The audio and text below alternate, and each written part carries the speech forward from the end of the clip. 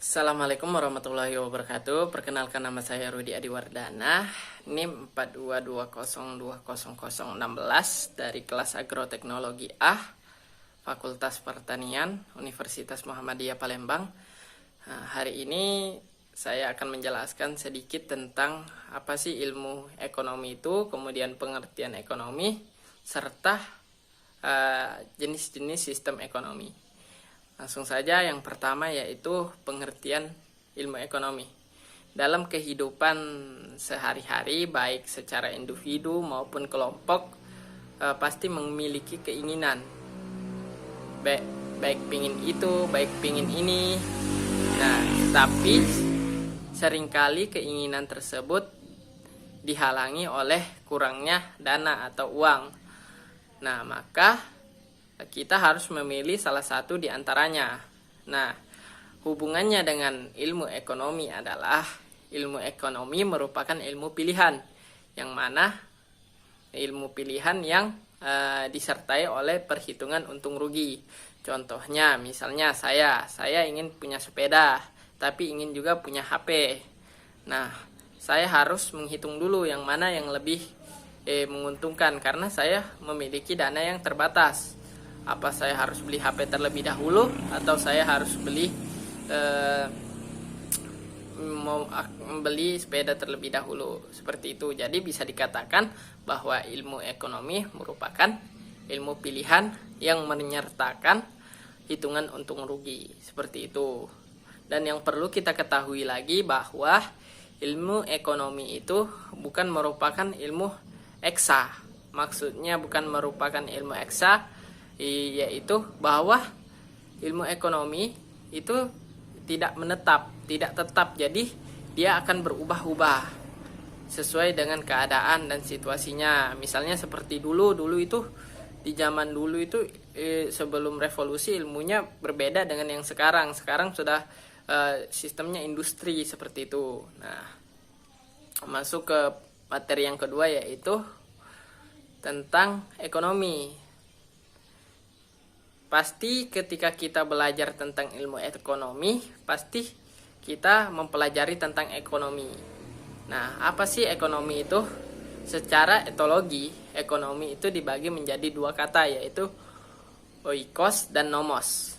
Oikos itu artinya rumah tangga, dan nomos itu artinya peraturan. Nah, jadi kalau kita artikan menurut bahasa, maka ekonomi itu berarti aturan rumah tangga. Nah, konteks aturan rumah tangga ini bukan berarti untuk satu atau dua rumah saja, tidak, tapi bisa dalam artian luas maupun artian sempit. Kalau dalam artian luasnya bisa seperti rumah tangga negara atau rumah tangga kota. Nah, kalau artian sempitnya bisa seperti rumah tangga si A atau B, baik ekonomi secara individual. Nah, yang kita tidak sadari bahwa sebenarnya ilmu ekonomi itu sudah kita terapkan dari zaman dahulu. Dari kita masih kecil pun kita sudah menerapkannya. Ya, contohnya seperti bangun tidur, apa mau mandi dulu, apa mau makan dulu, itu juga merupakan contoh-contoh kecil dari ilmu ekonomi. Kemudian ada pepatah yang mengatakan bahwa tanyalah kepada lima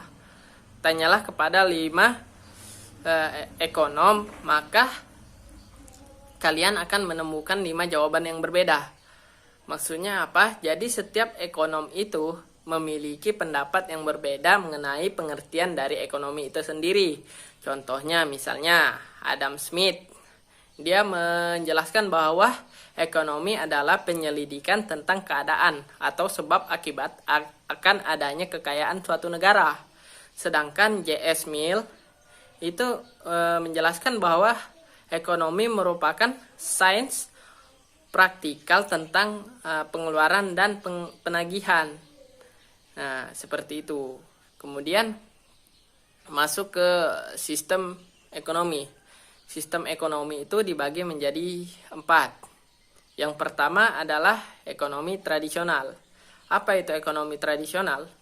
Sistem ekonomi tradisional itu adalah sistem ekonomi yang mengambil unsur-unsur tradisi dan biasanya dilakukan untuk memenuhi kebutuhan, bukan untuk mencari keuntungan. Contohnya misalnya seperti zaman dahulu, sistemnya itu barter, berarti dia sesuai dengan barternya itu, maka dia itu cuma mencari kebutuhannya. Misalnya dia punya beras, kemudian yang B punya ikan, maka dia barter.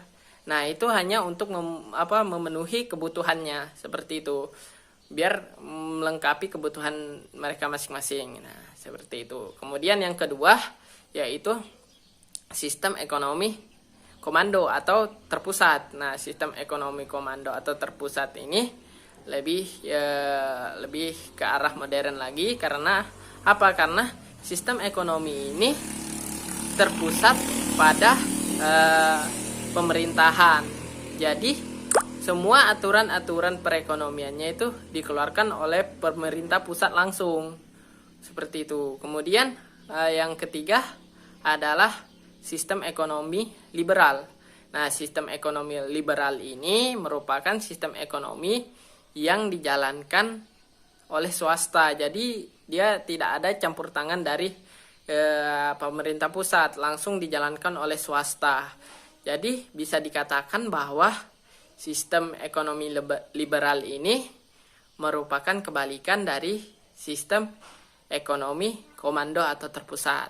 Dan yang terakhir adalah sistem ekonomi campuran. Sesuai dengan katanya sistem ekonomi campuran, kita bisa mengartikan bahwa sistem ini merupakan campuran.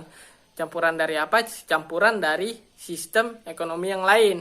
Contohnya, misalnya sistem ekonomi liberal dengan sistem ekonomi komando dicampur menjadi suatu negara, mencampur dua sistem ekonomi itu.